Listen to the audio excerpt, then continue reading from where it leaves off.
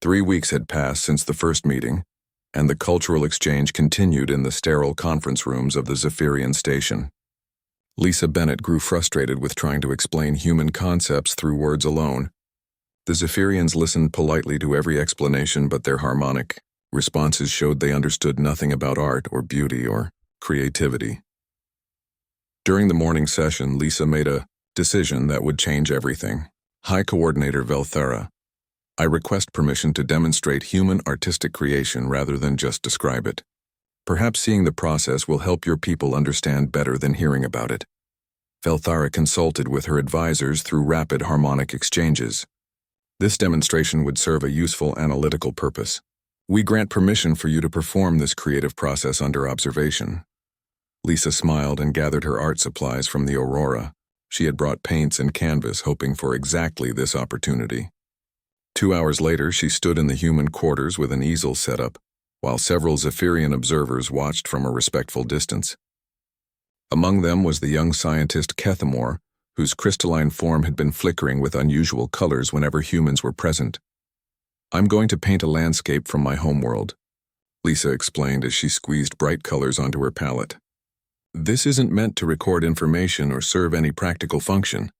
I'm going to show you how something looks, but more importantly, how it makes me feel. She began with broad strokes of blue and purple across the canvas, describing the sky over Earth's Rocky Mountains at sunset. The Zephyrians watched in silence as she added layers of color, explaining how the warm oranges and reds reminded her of sitting with her father on their porch when she was young. The mountains themselves were gray and brown, she said as she worked, but at sunset they looked like they were made of golden fire. When I paint them this way, I'm not lying about their color. I'm showing the truth about how they made me feel. Kethmore moved closer to watch the painting develop. His internal light patterns began to shift in ways that caught Dr. Carter's attention.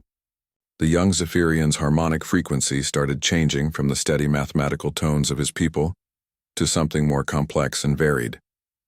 Lisa continued painting and talking about memories of home. She described the sound of wind through pine trees and the way morning mist looked rising from valleys. As she spoke about loneliness and homesickness, and the way beauty could make sadness feel almost pleasant, something unprecedented began happening to Kethmore. Colors that had never existed in Zephyrian bodies began flowing through his crystalline structure. Deep blues and warm golds swirled through his transparent form, while his harmonic frequency created sounds that resembled the human concept of melody. The other Zephyrian observers immediately became alarmed and moved toward him. Kethmore, your systems are malfunctioning, Science Coordinator Quinn Salas announced. Report to medical analysis immediately. But Kethmore did not move toward the exit. Instead, he stepped even closer to Lisa's painting, and the colors in his body grew brighter and more complex. When he spoke, his harmonic voice carried tones that no Zephyrian had ever produced. I understand, he said in a voice filled with something that sounded almost like wonder. The painting shows more than visual data. It contains emotional information that creates response patterns in the observer. The other Zephyrians surrounded Kethmore and began running diagnostic scans on his crystalline structure. Their instruments showed that his biosystems were functioning perfectly, but his neural patterns had changed in ways that should have been impossible. New pathways had formed in his consciousness, and his thought processes were now following patterns that Zephyrian science could not explain. High Coordinator Velthara arrived within minutes, accompanied by the station's chief medical officer, Healer Zurquin. They subjected Kethmore to intensive analysis while Captain Morrison and his team watched with growing concern. The initial excitement of breakthrough was quickly being replaced by fear as the Zephyrians began to treat the situation as a medical emergency. There is no physical damage to his structure, Zurquin reported after hours of examination. However, his cognitive patterns have been fundamentally altered. He is experiencing neural activity in brain regions that have been dormant in our species for millions of evolutionary cycles. Velthara's harmonic tones carried what humans might have recognized as anger and fear. Your artistic demonstration has contaminated one of our people. His mind has been changed in ways we do not understand.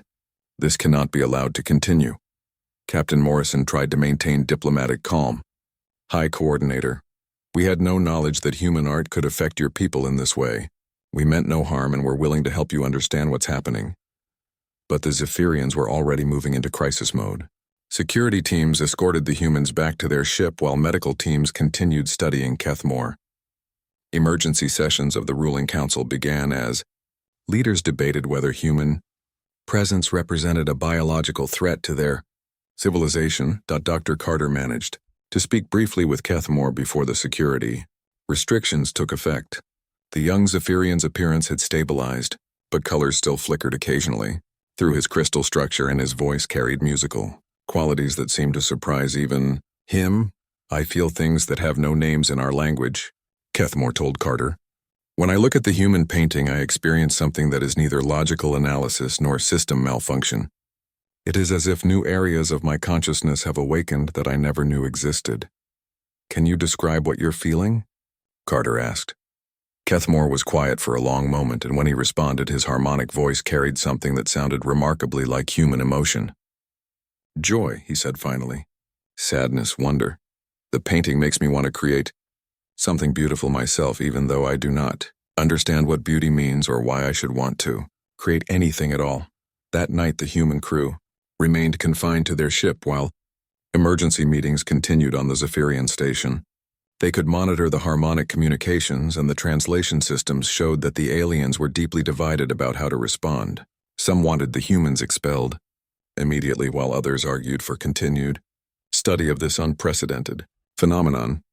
Meanwhile, Kethmore sat alone in his medical isolation chamber, staring at a small image of Lisa's painting that he had managed to record before the security lockdown. Every time he looked at it, the strange new feelings grew stronger, and colors flowed through his body in patterns that seemed to match the emotional content of the artwork. He began to understand that he was experiencing something his people had lost long ago in their evolution toward pure logic. The humans had somehow awakened parts of his mind that were designed for more than mathematical analysis and efficient problem-solving. For the first time in Zephyrian history, one of their kind was learning what it meant to feel beauty and to want to create something for no practical reason except the joy of creation itself. As the night continued, Kethmore began humming soft harmonic patterns that resembled human melodies. He did not realize it, but he was composing the first piece of Zephyrian music in millions of years, and tomorrow, his quiet songs would begin to change everything. Captain Jake Morrison stood on the bridge of the UES Aurora and watched the alien world grow larger on the main screen. The planet looked like a giant crystal ball floating in space with cities that sparkled like diamonds under the light of twin suns. After 3 years of travel through deep space, the human exploration ship had finally reached the home of the Zephyrian Collective. Lisa Bennett checked her cultural files one more time. As the ship's cultural attaché, she would be responsible for making sure humans and aliens could understand each other. The problem was that nobody knew what to expect from a race that had ruled this part of the galaxy for thousands of years. All they knew came from long-distance scans and radio signals that sounded more like math equations than normal talk. Dr. Alex Carter finished his preparations in the science lab. The xenobiologist had studied every piece of data about the Zephyrians, but most of it made no sense. The aliens seemed to build everything in perfect geometric shapes, and their technology worked in ways that human science could barely understand. What puzzled him most was that their cities showed no signs of decoration or art of any kind. The communications officer turned to Captain Morrison. "Sir, we're getting a signal from the planet. They want us to dock at their main orbital station. Take us in slowly," Morrison ordered. "This is the moment we've been waiting for." The Aurora moved toward a massive space station that looked like it was carved from a single enormous crystal. Perfect hexagonal docking bays lined its surface, and everything gleamed with mathematical precision. As they got closer, the humans could see that there were no random elements anywhere. Every line was straight, every angle was exact, and every surface was polished to mirror brightness. Lisa Bennett joined the captain at the viewport. "It's beautiful in a strange way, but where are the decorations? Where's the art? Even our most functional buildings back on Earth have some kind of personal touch." Morrison nodded. "Maybe they just think differently than we do." "We'll find out soon enough." The docking procedure went smoothly, and within an hour the human delegation was walking through corridors that looked more like the inside of a computer than a place where living beings worked. Everything was white and silver with soft blue lights that seemed to come from the walls themselves. The sound of their footsteps echoed in perfect harmony as if the corridor was designed to be a musical instrument. They entered a large chamber where 3 tall figures waited for them. The Zephyrians were even more impressive in person than in the grainy images from long-range scans. They stood nearly 8 feet tall and their bodies seemed to be made of living crystal that shifted and glowed with internal light.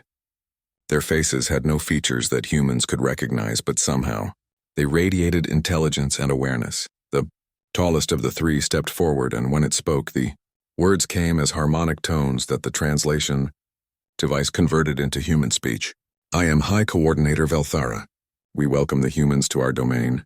Your species has traveled far to reach us. Captain Morrison stepped forward and offered a formal bow. Thank you for receiving us, High Coordinator. I am Captain Jake Morrison, and this is my diplomatic team. We come in peace, seeking friendship and understanding between our peoples. Velthara's crystalline form flickered with what might have been curiosity. Your vessel contains many elements that serve no logical function. We have analyzed its structure and found numerous modifications that appear to reduce efficiency. Why do you attach unnecessary components to functional systems? Lisa Bennett realized this was her moment to begin cultural exchange. Those elements serve aesthetic purposes.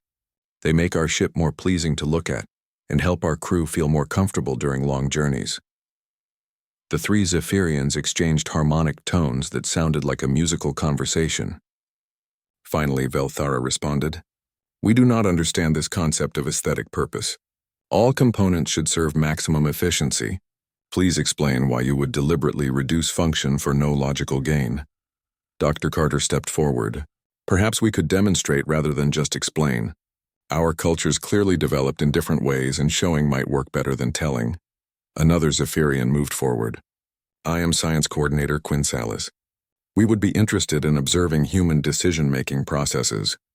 Your choices appear to follow patterns we cannot predict or understand. The humans spent the next several hours in the sterile conference chamber trying to explain concepts that the Zephyrians simply could not grasp. When Lisa showed them photographs of human paintings, the aliens analyzed them as data patterns and asked why humans would waste time creating images that served no informational purpose. When she played recordings of human music, the Zephyrians became agitated and asked why the sounds did not follow efficient communication protocols. The most puzzling moment came when Lisa tried to explain why humans decorated their homes with flowers and artwork. The Zephyrians listened to her explanation, but their harmonic responses showed complete confusion. To them, beauty was mathematical perfection, and art was an unknown concept that seemed to serve no logical function. Dr. Carter noticed that one of the younger Zephyrians seemed more affected by the music than the others. The being's crystalline structure vibrated in unusual patterns when human songs played, and bright colors flickered through its normally clear form.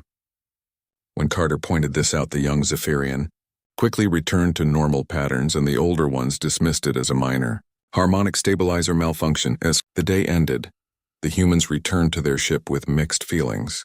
The Zephyrians were clearly intelligent and their technology was far advanced, but they seemed to lack something fundamental that humans took for granted. They had no concept of beauty or creativity or emotional expression. Their entire civilization was built on pure logic and mathematical efficiency. That night, Lisa Bennett sat in her quarters looking at a small painting she had brought from Earth. It showed a sunset over mountains with warm colors that reminded her of home. She wondered if there was any way to help the Zephyrians understand what they were missing, or if their minds were simply too different to ever appreciate the human concept of art. Meanwhile, in the Zephyrian station, the young scientist called Cathamore stood alone in his chamber, replaying the recordings of human music. Each time he listened, the strange vibrations grew stronger and colors he had never seen before flickered through his crystalline form. Something was happening to him that had never happened to any Zephyrian before, but he did not yet understand what it meant. The Zephyrian leadership thought they could contain what had happened to Kethmore, but they underestimated how connected their society was. Within days, word of the young scientist's transformation spread through their communication networks. Despite official warnings that human cultural data was dangerous, curious Zephyrians began secretly accessing the artistic files that the humans had shared during their presentations. Engineer Flux Terra was the second to experience the awakening. She had always been proud of her logical approach to construction, and her buildings were models of mathematical perfection. But when she viewed human architectural images, something strange began happening in her crystalline mind. The great cathedrals with their soaring spires and stained glass windows made no engineering sense, yet they created response patterns in her consciousness that she had never felt before. She found herself designing structures that served no logical purpose except to inspire what humans called awe. Her latest project was a tower that twisted into impossible spirals of crystal and light. When her supervisors asked why she had abandoned efficient design principles, she could only say that the new building would make observers feel something important, even though she could not explain what that something was. Historian Nexpala discovered human poetry during her research into communication patterns. The verses made no sense according to Zephyrian logic, since they conveyed information in the most inefficient way possible. But when she read the words aloud, something awakened in her mind that had been sleeping for millions of years. She began writing her own compositions about the feeling of starlight on crystal skin and the music that wind made when it passed through the geometric cities of her people. Communications specialist Drontheo found human music and spent hours analyzing the harmonic structures. The patterns followed no efficient communication protocols, yet they created complex emotional responses that fascinated him. He began experimenting with abstract frequency, combinations that served no informational purpose but somehow felt beautiful in ways his language had no words to describe. By the end of the second week, dozens of Zephyrians were experiencing various forms of artistic awakening. Each transformation was different, but all shared the same fundamental change. Areas of their minds that had been dormant since their species evolved beyond emotion were suddenly active in creating new types of consciousness that their society had never seen before. High Coordinator Velthara called emergency sessions with the ruling council as reports of more awakenings arrived daily. Military Commander Thex Valor demanded immediate action. These humans have brought a plague that is destroying our people's minds. We must expel them before more damage is done. But Science Director Quinn Salas presented data that complicated the situation. The affected individuals are not damaged, she reported. Their problem-solving abilities have improved dramatically. They are innovating at rates we have never recorded. Their technological contributions have increased rather than decreased since their awakening. The evidence was troubling for those who wanted to simply blame the humans. Fluxterra's new architectural designs were more structurally sound than her old efficient buildings. Nexpala's historical research had become more insightful and comprehensive. Drontheo had developed communication improvements that made their networks faster and more reliable. Dr. Carter was eventually allowed to study the awakened Zephyrians under heavy security restrictions. What he discovered changed everything he thought he knew about consciousness and evolution. The artistic awakenings were not creating new neural pathways, but rather reactivating ancient ones that had been suppressed when the Zephyrian species chose logic over emotion millions of years ago. Your people once had the capacity for artistic expression, he explained to Science Director Quinn Salas. Evolution didn't remove those neural structures, it just turned them off. Human art is somehow switching them back on. The awakened Zephyrians began meeting in secret to share their experiences and creations. They formed the first underground artistic movement in their species' recorded history. Kethmore became their unofficial leader, teaching others about the strange new feelings that came with aesthetic experience. But the traditional Zephyrians grew more fearful as they watched their friends and colleagues change in ways they could not understand. The awakened ones spoke of beauty and inspiration and emotional truth while their crystal bodies flickered with colors that had never existed in Zephyrian physiology before. The conflict came to a head when a group of awakened Zephyrians attempted to redecorate one of the central plazas with artistic installations. They created flowing sculptures of light and sound that told stories about their transformation and the joy they had discovered in creative expression. The installations were beautiful beyond anything their species had ever produced, but they violated every principle of Zephyrian design, efficiency. Traditional authorities moved quickly to shut down the unauthorized art project, but found themselves facing something unprecedented in their orderly society. The awakened Zephyrians refused to comply with logical directives and instead argued that their right to create was more important than maintaining efficiency standards. You cannot order us to stop feeling, Nexpala declared to the security forces. "We have discovered parts of ourselves that were hidden for millions of years.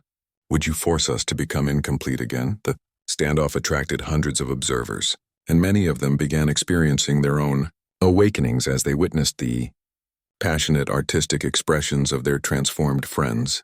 The security forces found themselves trying to contain not just a few dozen awakened individuals, but a growing movement that was spreading through direct exposure to Zephyrian-created art. Captain Morrison and his crew watched the developing crisis from their confined ship with growing concern.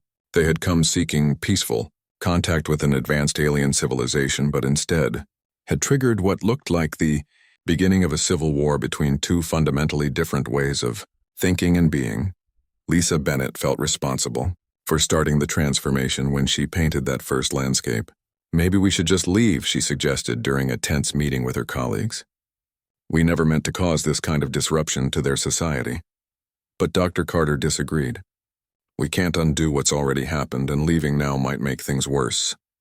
The awakened Zephyrians need support and guidance as they learn to deal with emotions and creativity for the first time in their species' history." The situation grew more complex when awakened Zephyrians began requesting asylum. Aboard the human ship, they feared that their government would find ways to reverse their transformations and force them back into purely logical consciousness. The humans found themselves caught between their desire to help and their need to maintain diplomatic relations with the Zephyrian leadership as protests and demonstrations spread through Zephyrian cities. The once perfectly ordered society began experiencing chaos for the first time in millennia. The awakened demanded the right to continue their artistic exploration, while traditionalists insisted that efficiency and logic were the only acceptable foundations for civilization. High Coordinator Belthara stood in her command chamber watching reports of the spreading unrest and realized that her people were facing the greatest crisis in their recorded history. The humans had brought them something that was either a gift or a curse, and she was no longer sure which it might be. The crisis reached its breaking point when Kethamor and the awakened Zephyrians decided to make a statement that their entire species could not ignore. They had been meeting in secret for weeks, planning something unprecedented in their civilization's history. Working together, they would create the largest artistic installation their world had ever seen and place it in the most important location on their planet. The central plaza of Resonance Prime had been the same for thousands of years. Perfect geometric patterns stretched across gleaming crystal surfaces, while mathematical sculptures demonstrated the pure logic that had guided Zephyrian society since ancient times. It was here that all major announcements were made and where their leaders addressed the population during important events. On the morning that would change everything, Kethmore led a group of 50 awakened Zephyrians into the plaza carrying materials and equipment that traditional authorities did not recognize. They began constructing something that defied every principle of Zephyrian design. Flowing curves replaced straight lines, while colors that had never existed in their architecture began blooming across the ancient surfaces.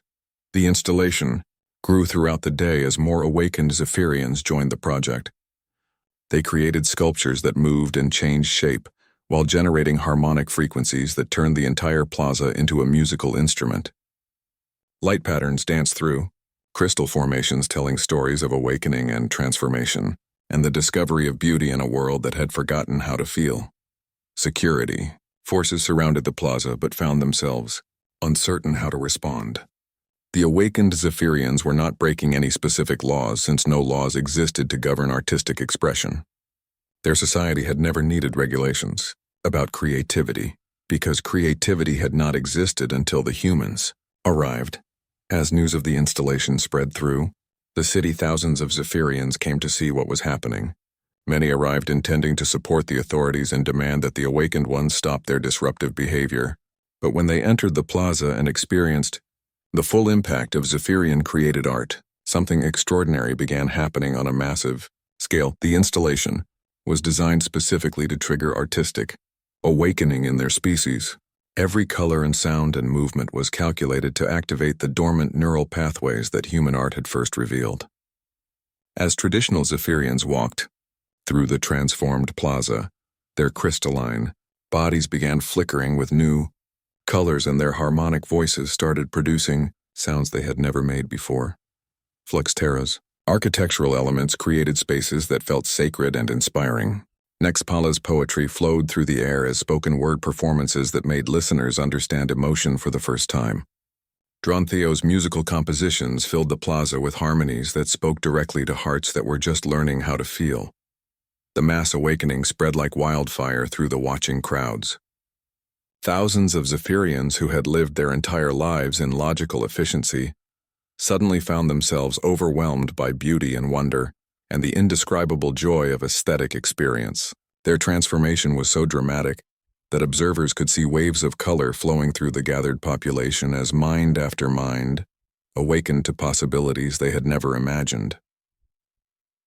High Coordinator Felthara arrived at the plaza intending to personally order the end of the demonstration. She had ruled through logic and mathematical precision for decades, and watching her people abandon those principles filled her with something that might have been called fear if Zephyrians had possessed such emotions. But when she stood in the center of the installation and experienced its full impact, something happened that changed the course of history.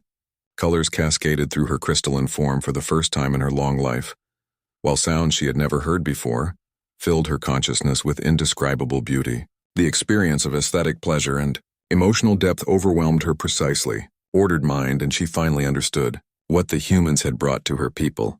"This is not contamination," she announced to the security forces in a voice now rich with harmonic complexity. "This is completion.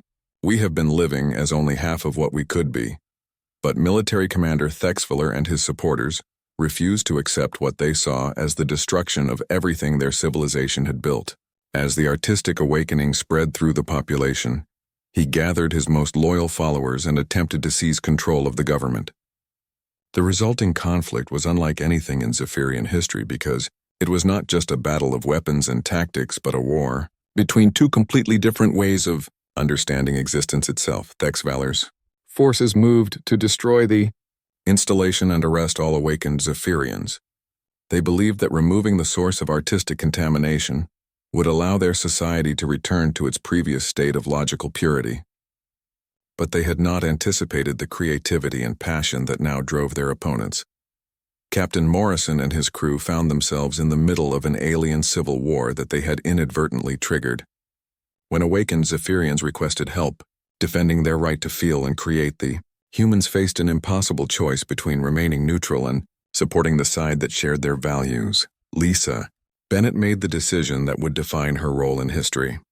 "We can't just watch while they try to destroy everything beautiful that's been created here," she told Captain Morrison. "Our art started this awakening, and we have a responsibility to help protect it." The humans joined the awakened Zephyrians not with weapons, but with art itself. Lisa led teams creating massive collaborative works that served both as inspiration and as shields against the traditional forces. Dr. Carter helped newly awakened Zephyrians understand and cope with their overwhelming emotional experiences while teaching them techniques for channeling their feelings into creative expression. The conflict reached its climax when the awakened Zephyrians created something that had never existed before in the history of their world. Working together across their entire planet, they turned their crystalline cities into instruments for a planetary symphony. Every building and structure became part of a massive musical composition that could be heard across their solar system.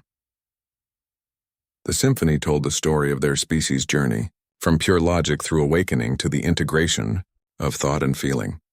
It was beautiful beyond anything that either humans or Zephyrians had ever experienced, and its harmonic complexity demonstrated that artistic expression could enhance rather than replace logical thinking. The planetary music finally broke through to even the most resistant traditionalists. Commander Thexvaller stood listening to the impossible beauty flowing from his own city and felt his crystalline form begin to flicker with colors he had spent months trying to suppress. The artistic expression of his transformed people was so powerful and moving that it triggered his own awakening despite all his efforts to resist. When the symphony ended, the war was over. Zephyrian society had been fundamentally changed, and there was no going back to the old ways.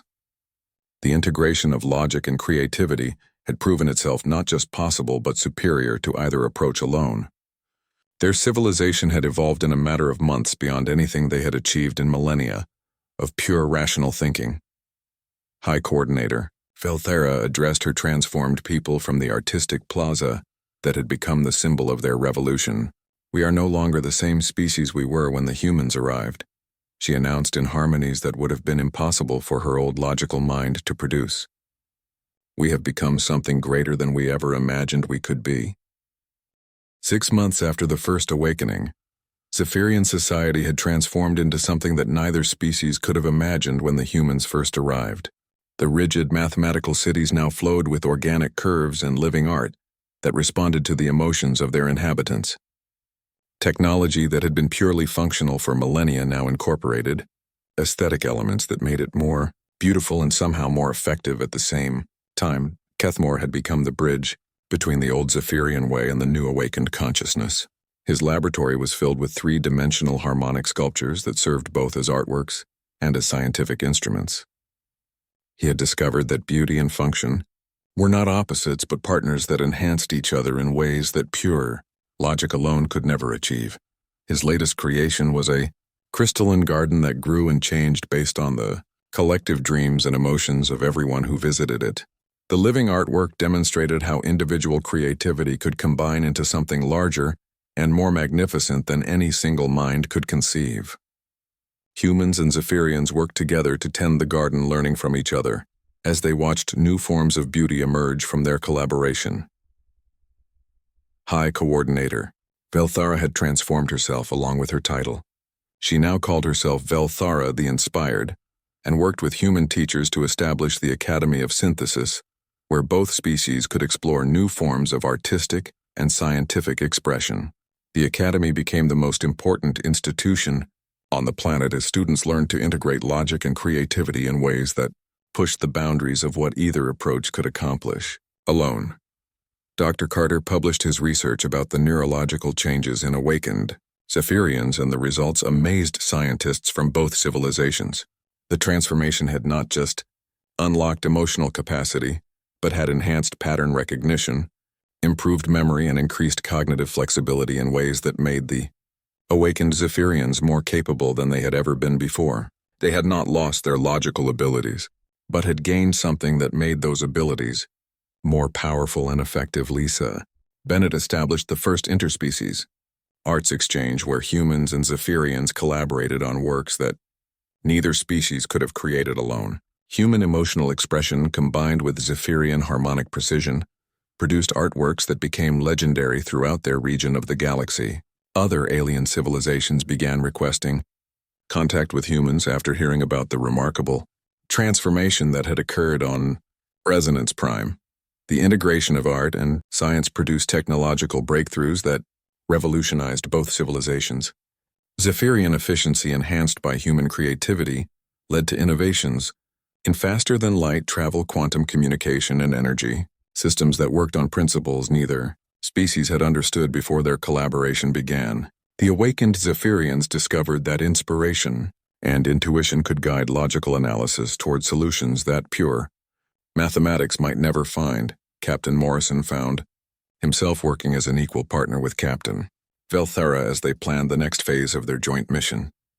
The success of human Zephyrian cooperation had attracted attention from across the galaxy, and both species realized they had a responsibility to share their discoveries with other civilizations that might benefit from the integration of different forms of consciousness. The joint vessel Harmony's edge was unlike any ship that had ever been built.